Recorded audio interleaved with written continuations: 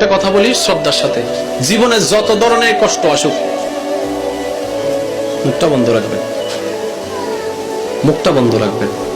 গালির পরিবর্তে গালি নয়, চিল্লানোর পরিবর্তে চিল্লানো নয়, হামলার পরিবর্তে হামলা নয়। আপনি করে ফেললে রব করবে না, এই পয়েন্ট এই জায়গায়। আপনি উত্তর দিয়ে দিলে রব উত্তর দিবে না।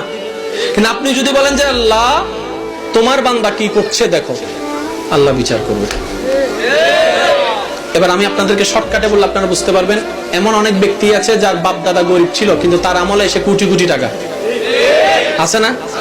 কিভাবে? আপনারা শুধু এতটুকু বলবেন যে আল্লাহ দিছে। তা আল্লাহ দিছে কিভাবে? হয়তো ওনার পরিবারের কেউ একজন ওনার সম্পত্তি কেউ খেয়ে ফেলছে, দখল করে নিয়েছে। ওই দাদা কিংবা দাদার বাবা আল্লাহর কাছে বিচার দিচ্ছে, আল্লাহ তুমি আমাকে যা দিয়েছো তা তোমার বান্দা নিয়ে নিছে, যেহেতু বান্দাটা তোমার, আমাকে আমার হিসাব বুঝাই দিতে হবে, আমাকে আমার হিসাব বুঝাই দাও, তোমার বান্দা যেহেতু জায়গা দখল করছে।